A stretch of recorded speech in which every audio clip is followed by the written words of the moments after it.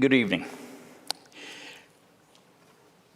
If you were to tell me or tell the class what you think the book of Joshua has, or even Joshua himself has to do with a new era of time, what would you say?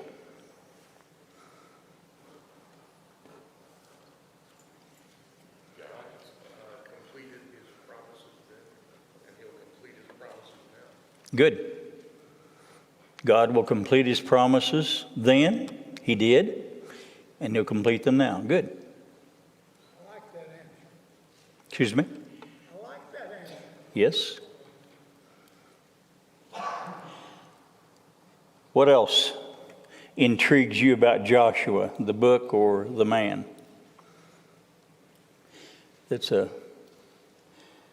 think is a good lesson for us and points us to the new era of time.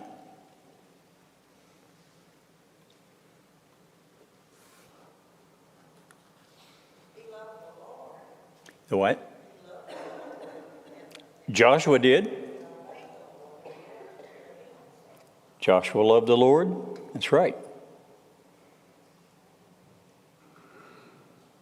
Moses had a great relationship with the Lord. And Moses was always saying, he couldn't do it, but God said, with my help you can do it. And God took Joshua, and Moses couldn't go into the promised land, but could see it Yep. afar. God was just as what's the word I want to use? Giving the support to Joshua to do his work as he did Moses. He did. That's right. Moses and Joshua, he said, both had a good relationship with the Lord, and the Lord was with both of them, helping them through every difficult time. Really, anything that man couldn't do. That's where God always is. Well, let me share with you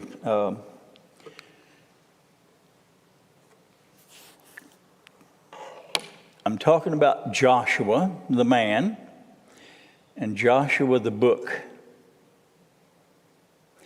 Joshua, the man, means that Jehovah saves, or Jehovah is salvation.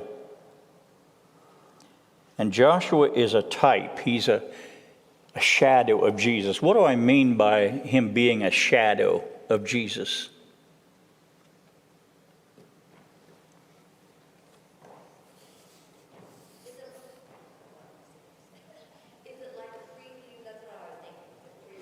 All right, a preview. Yes. We've all walked out on a sunny day and seen our shadow on the ground, haven't we? Somebody hasn't seen their shadow on the ground? Does that shadow look like you? No. Not totally, does it? Really depends on where the sun is. What angle is hitting you to? Sometimes you be a tall man. Yeah, right. Sometimes it makes you a tall man, doesn't it? A shadow is not the thing itself, but it looks like and is a type of what it's representing, what it's casting on the ground. Yes, sir. Specifically, it is a literary device that God uses to prepare people who were obeying him and will obey him for what is recorded in the Gospels, and specifically in Acts 2. I'm sorry, I didn't hear that last part. What is recorded in the Gospel, which is to prepare those who believe and will believe and obey God for what is going to happen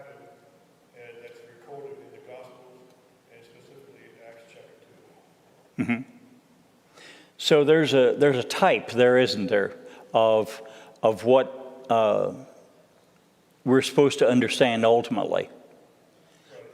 Without Joshua, without some of the other types and anti-types, chances are we would not have as full an understanding Good. of what Jesus was doing when he came, Good. as recorded in the Gospels, and we certainly would not have a very good understanding of what happened in Acts 2 and what was just talked about in Acts 2 when it all comes to that one point. Good. There are numerous shadows in the Old Testament. They're not prophecies, but they are a means of addressing the future that's coming, showing a picture of what is ultimately to be. Prophecies do that too. There are people who are types of Jesus. There are things that are types of organizations. And all those help us understand. We piece them all together. We can't take one of them and say, well, that's definitely Jesus Christ. There's so little resemblance a lot of times that's almost impossible. But as he was saying, you pull all those together and you get a very good picture of what the Lord wants us to know. It isn't exact, but it just little by little unfolds what God wants us to know about the future. And so Joshua, the man, is a type, or he's a shadow of Jesus, as Moses was, as Abraham was. There are things, there are characteristics in each of the people that we refer to in the Old Testament that tell us about Jesus. And as the brother was saying, we piece these together and we get a pretty good picture of what the Lord wants us to understand. But then Joshua, the book, Jehovah has a kingdom that all through the first 5 books of the Old Testament, he is unveiling, he is establishing that rule. And I like to use the word rule in place of kingdom because that's exactly what's going on. But Jehovah is establishing that rule all through the first 5 books. Little by little by little, we have more and more of what the Lord expects out of us. And that's what we see in the book here. We see Jehovah's kingdom being unveiled, just little by little. It is not, the book is not the kingdom, it's just a shadow of it. Jehovah's kingdom, or his rule, is in the making. And so it shows us, the book itself shows us what it means to live in a monarchy, to live under a king, to see how the king functions, what he expects of his subjects. And we see that all through the first 5 books. But now in the book of Joshua, it's even more prevalent. It's even more detailed. So I want us to look at the book from that perspective and see the kingdom, what it's going to be like today in the new era. We see Jehovah interacting with his people then, interacting with nations then, interacting with peoples then. It's the same thing that's going to be happening today. The sovereignty of Jehovah, how he's going to bless his people. And he does. Throughout the first 5 books, you see his blessings on people who submit themselves to him. The same thing in Joshua. Those who submit have his blessings, as Moses gave the curses and the blessings, remember? Curses if you disobey, blessings if you obey. We see the blessings that we receive from Jehovah God and that example in the book of Joshua. Any comments or questions there?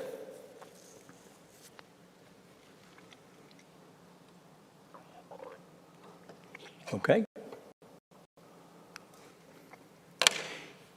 Each of those reveals the New Testament era, as I was suggesting to you. Now, look with me to Matthew 1, verse 17. After the genealogies of Jesus are given, I want you to notice what verse 17, Matthew says in verse 17. He says, so all the generations from Abraham to David are 14 generations. From David until the captivity, 14 generations. From the captivity of Babylon until the time of Christ, 14 generations. You see 3 14s there? What's 3 times 14?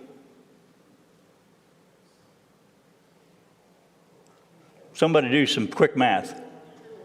What? 42. That's right. 42 total generations. Now think of it this way. Each of those 14 is 2 sevens. So you have 6 sevens, and 6 is incomplete, as 42 is incomplete. You add 1 generation to the 42, and you have 49, 7 sevens. If you take the 2, divide the 14s into 2, you have 6 sevens. The final 7 is Jesus Christ. Now, I'm sharing that with you because that's going to become significant here in just a little bit. This is the 7th generation that we're in. This is the generation of the kingdom of God, his reign among his people, where he's inviting everybody into his kingdom. Everybody to be subject to him. Everybody to have his blessings in that kingdom. So the kingdom is being established as we speak. It is growing as we speak. All nations are to be brought together. That was his purpose from the beginning. From eternity, that was his purpose. That all nations would come together. Remember what he said to Abraham? What did he say to Abraham? Genesis 12. Who would be included? All nations. All nations. So all nations are brought together. Of course, when they seek him in faith. When they seek him in faith, they can be a part of his kingdom. Sinful man, erring man, versus the grace and mercy of Jehovah God. That's revealed in these two, in the book as well as in Joshua. And so from the beginning, man has proven to be broken. Not one of us has escaped that. Not one of us will escape it. We are broken people. We're sinful people.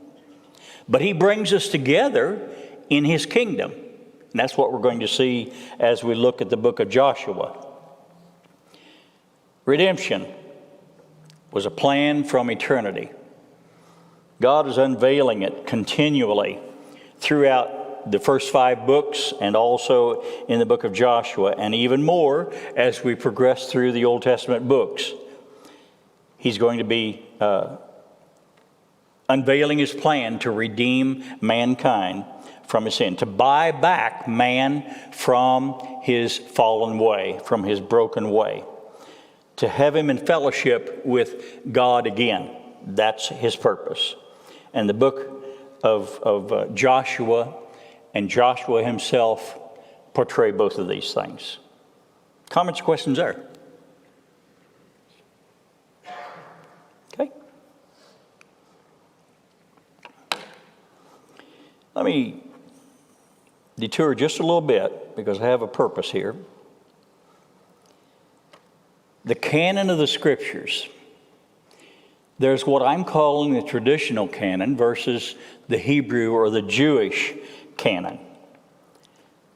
In the traditional canon that we accept, that we understand, there's 39 books in the Old Testament. In the Hebrew canon, or in Judaism, there's 24 books. We'll explain that in just a little bit. The Catholics have an even different canon of books, and much more books than we understand or we believe are a part of it. There are 5 divisions in the traditional canon. There are only 3, and that's significant. Just a minute. There's only 3 divisions in the Hebrew canon. Joshua is historical in our canon, but Joshua is prophetic in the Hebrew canon. And I believe that is extremely significant. Let's go on to a picture of this.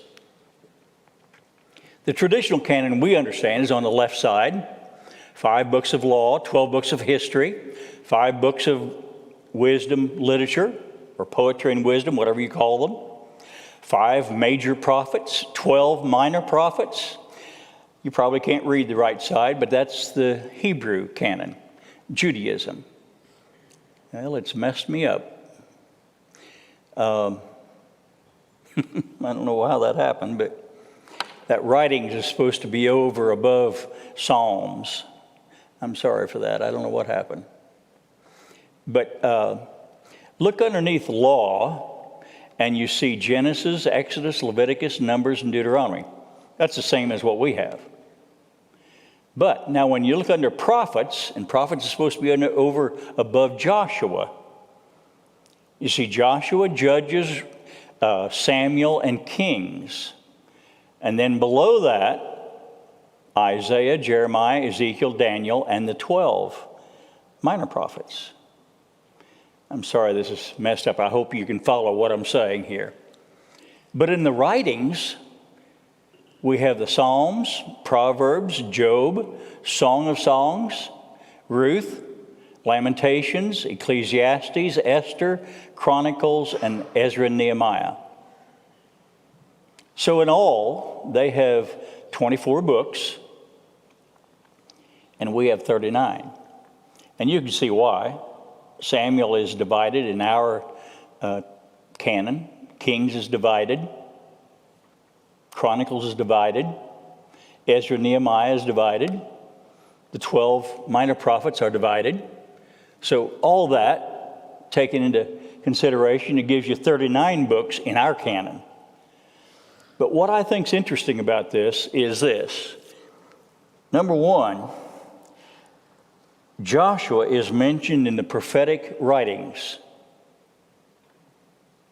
or in the prophets, in the prophets. I'm sorry, that's not in line again, but Joshua, in their estimation, their understanding, is in the prophetic books, of which Judges, which we'll study next, and Samuel and the Kings, Isaiah, and we know all of those as prophets. Turn with me to Luke 24. Jesus read from the Hebrew canon. He read from the Septuagint version of the Old Testament. And the Septuagint version lines these out the same way. But look specifically now to verse 44 of Luke 24. Jesus is, I'm sorry? What chapter? Luke 24. I'm sorry. Luke 24, verse 44. Remember that Jesus has risen from the dead, and he appears to his disciples. And then immediately after that appearance, in verse 44, look what he says. These are the words which I spoke to you while I was still with you, that all things must be fulfilled, which were written in the law of Moses, the prophets, and the Psalms. Specifically.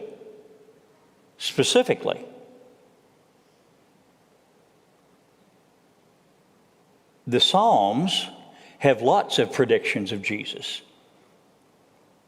Or maybe we'll call some of them shadows. But Jesus is very specific here, and it lines up exactly with the Hebrew canon. The prophecies that look forward to Jesus coming were all under the prophets and the law of Moses and the Psalms.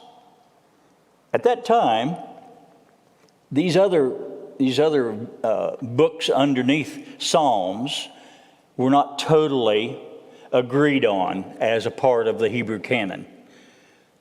What I understand is the Jews accepted most of them, but it hadn't been canonized, as they call it, yet. But Psalms was. In Jesus' day, Psalms was definitely a part of the writings. And so Jesus is saying, I'm here to fulfill what the law said, what the prophets said, and what the Psalms say. Those three things specifically. Comments or questions?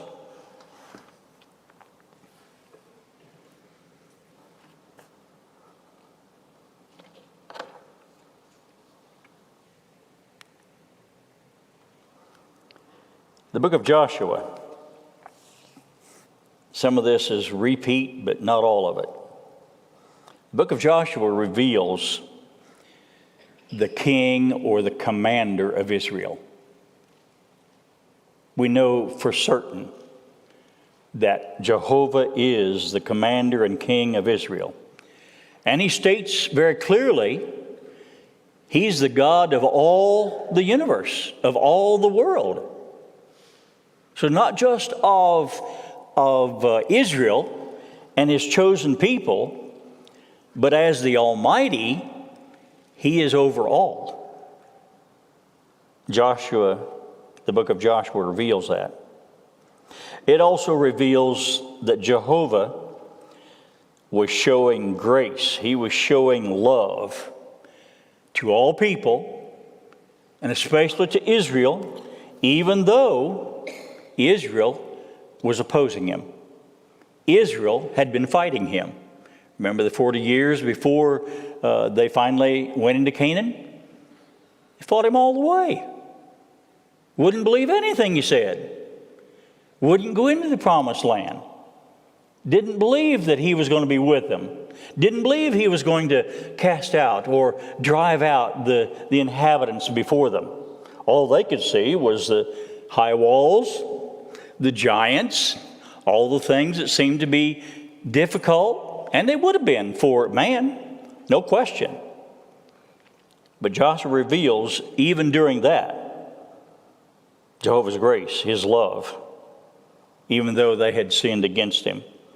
But that old generation, you remember, died in the wilderness. But he also plans a covenant of grace.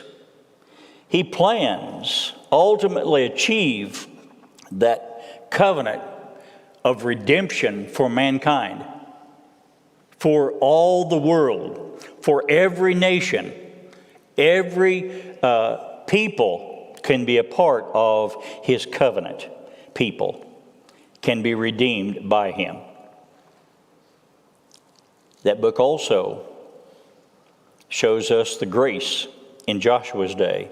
As somebody said here a little bit ago, same grace that we're going to see in Jesus' day, and we do see in Jesus' day. But back again to Abraham's promise, or God's promise to Abraham, all families of the earth were going to be blessed through Abraham. All families, all nations. And that's what we see as the brother pointed out, in Acts 2. All nations are called into this. All nations can be a part of the kingdom.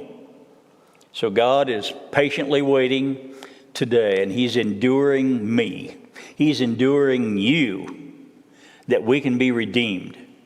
We can be a part of his kingdom. We can be a part of his redeemed people. Comments or questions?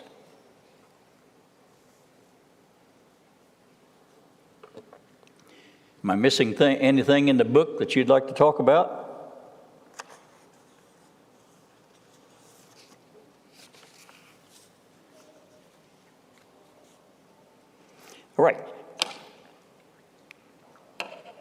There are some themes in the book of Joshua, and you might think of some more than I have here, but I just have written down 3.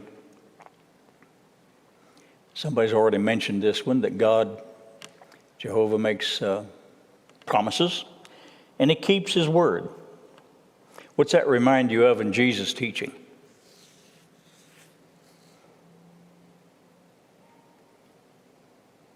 Keep your word.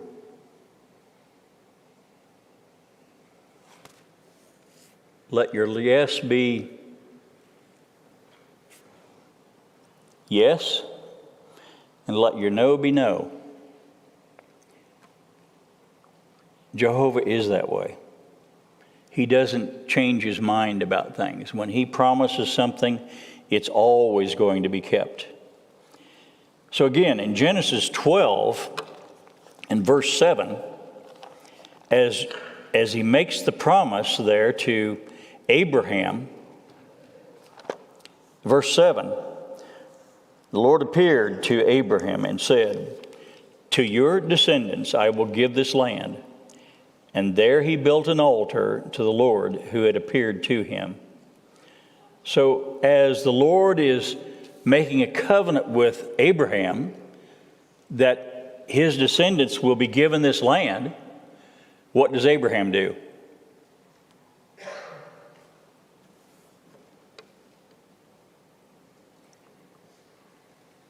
Latter part of that verse.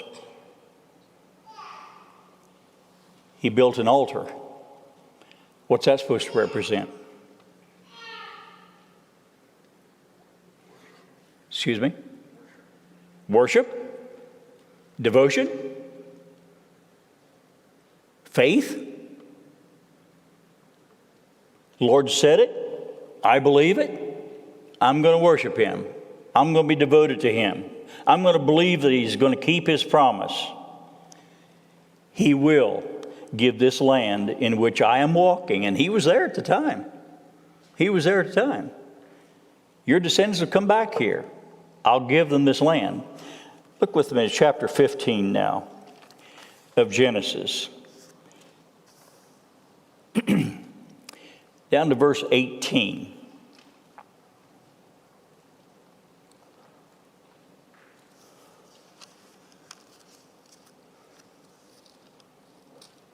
Well, that's not it. I've got the wrong reference here.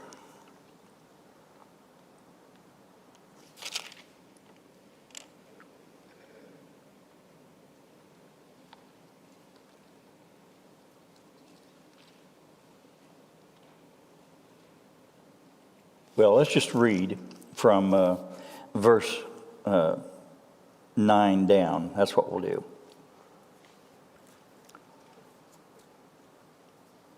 Bring me a 3-year-old heifer, a 3-year-old female goat, a 3-year-old ram, a turtle dove, a young pigeon.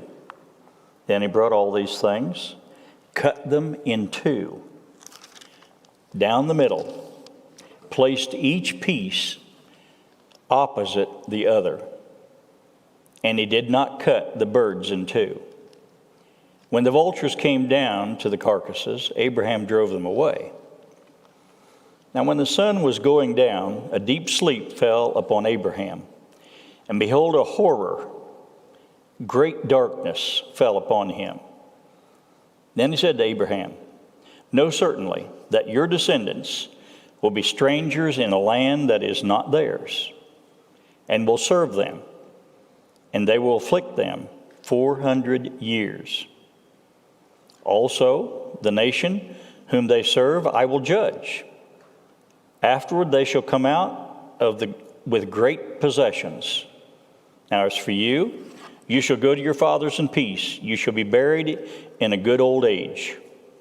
But in the 4th generation they shall return here, for the iniquity of the Amorites is not yet complete." In verse 17, it came to pass when the sun went down and it was dark, that behold, there appeared a smoking oven, a burning torch that passed between those pieces. What do you suppose the smoking oven, the burning torch is? What does that represent? Any idea? Sounds an awful lot like the pillar of fire. Excuse me? It sounds an awful lot like the pillar of fire. Good. And God is often found in fire, as in the burning bush, remember? So fire represents him a lot. So here's a sacrifice that's being made. It's a covenant between Abraham and God, that I'm going to bring your descendants back here. They will possess this land that you're walking in. You take these animals, he cut them in half, and fire went down between them and sealed that covenant between God and Abraham.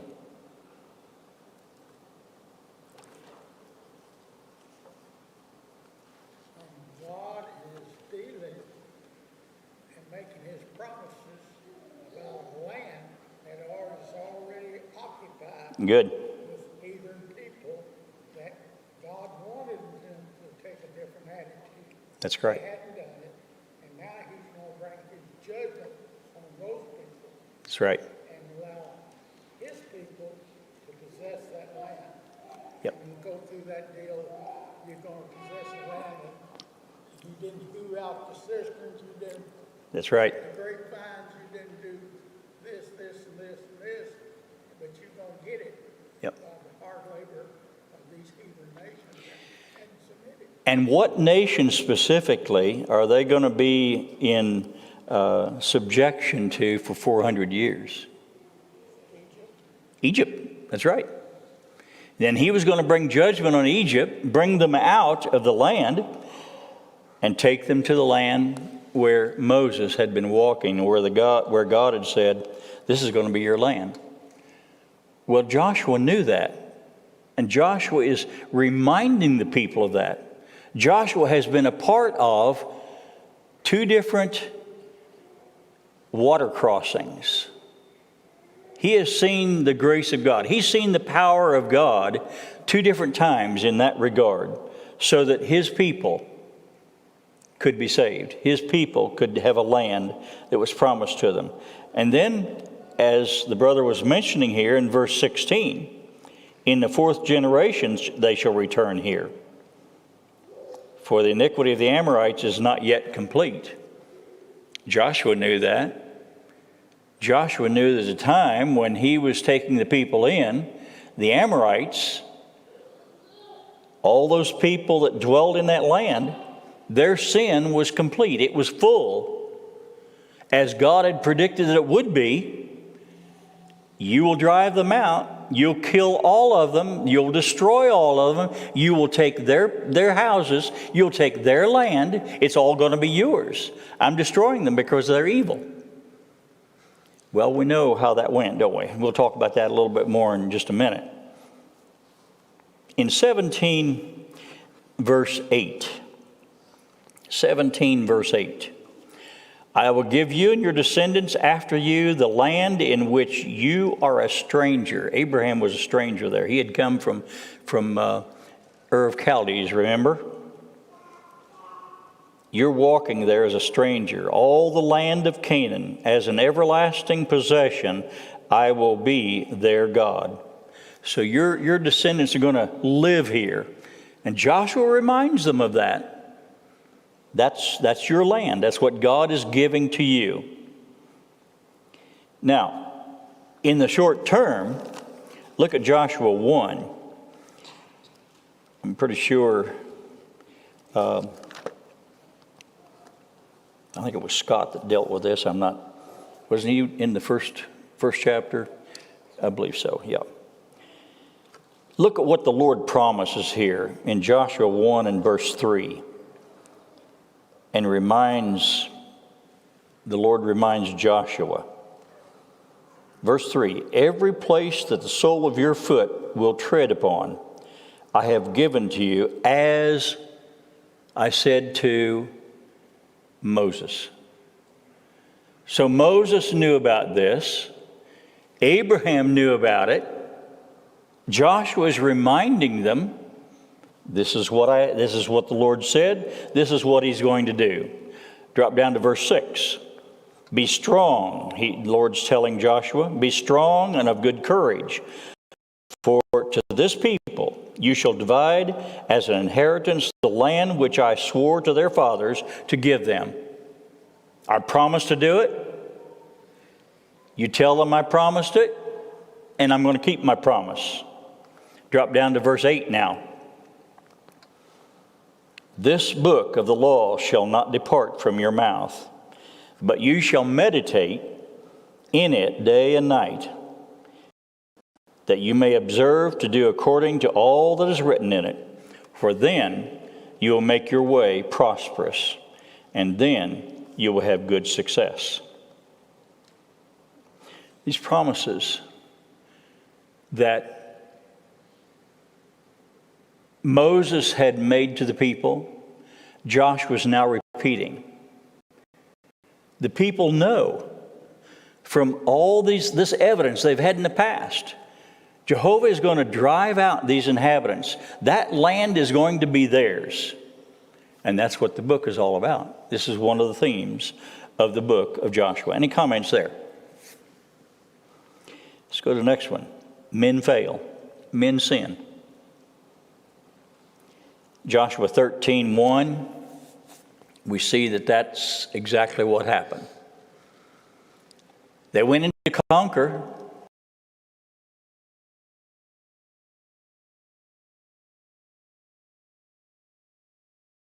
They're not taken. They got satisfied. They secured enough land that their families could make. All right. That may be one of the reasons. They became satisfied with what they had. They didn't push them completely off the land. Right? And it became a sword in their side. All right. They followed after their gods because God said it would happen. All right. It happened. Jehovah's will was, you drive all these people out. You destroy, allow me to drive them out. Allow me to destroy all of them.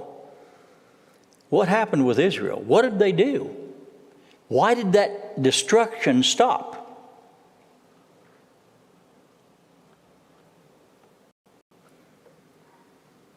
They didn't obey God. They didn't obey God. They got But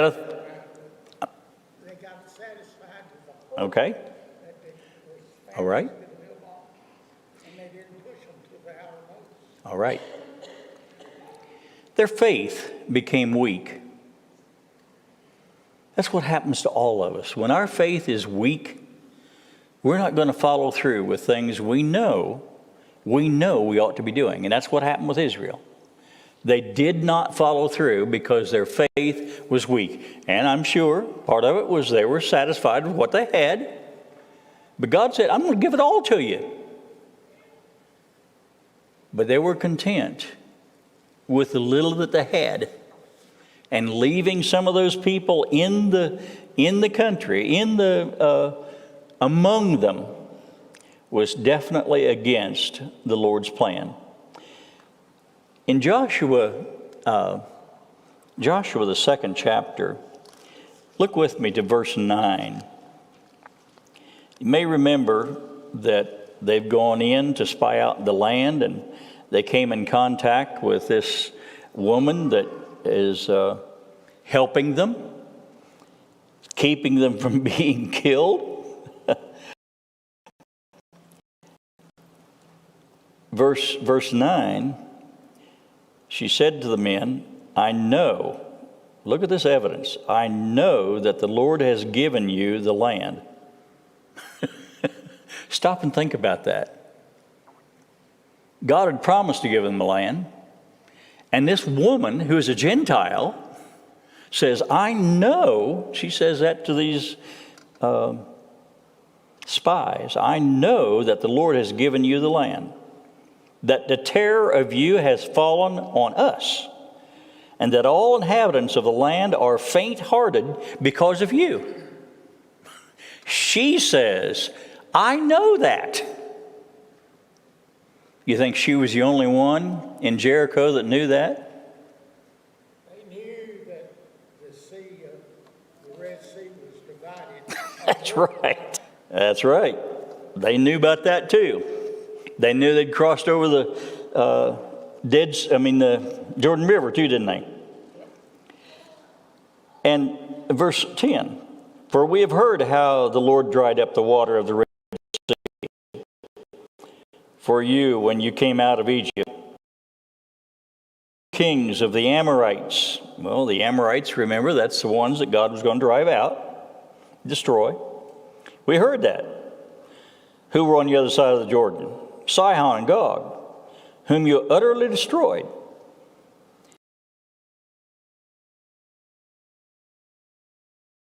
Neither did there remain any courage in any one of us because of you.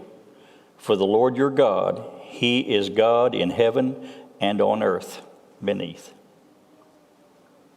What a confession out of a Gentile, not one of God's people.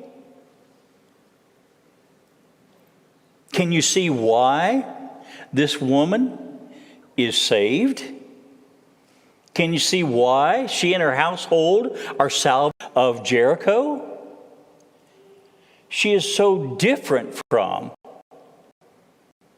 the rest of the people in Canaan. God saves her.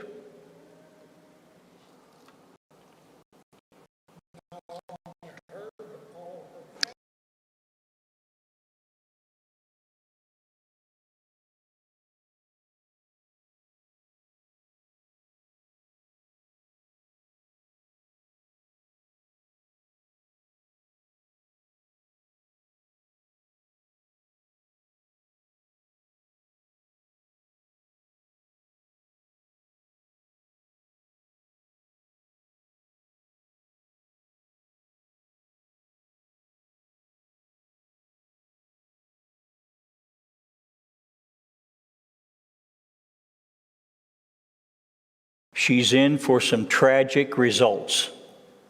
And Judges reveals that. Judges is one of the worst books to read. It's just awful how people are so degraded. But it tells you that Jehovah knew what he was talking about. It tells you that we need to be in submission to him. It tells you he can help us get rid of our problems, and we can be clean before. Jehovah's planned all of this. He reached out in the middle of all this destruction. He reached out, and one person came forward. One person and her household, and God saved them. Jehovah's always near. That's another thing that we have in the scripture, in the book of Joshua. He's always near. If you think about Joshua and how many times you find the Lord, he and the Lord conversing with each other, whether it's instigated by Joshua or whether it's instigated, boy, our time is getting away, isn't it? Or whether it's instigated by the Lord, there's time that he's speaking to Jehovah. And that fellowship is always doing him good, except one time. What was the one time?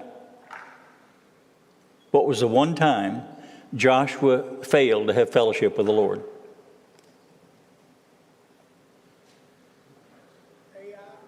No. Gibeon. The Gibeonites deceived them. Joshua didn't consult with the Lord. Well, we had some questions I wanted to get to, and I'll just let you read those while we're waiting.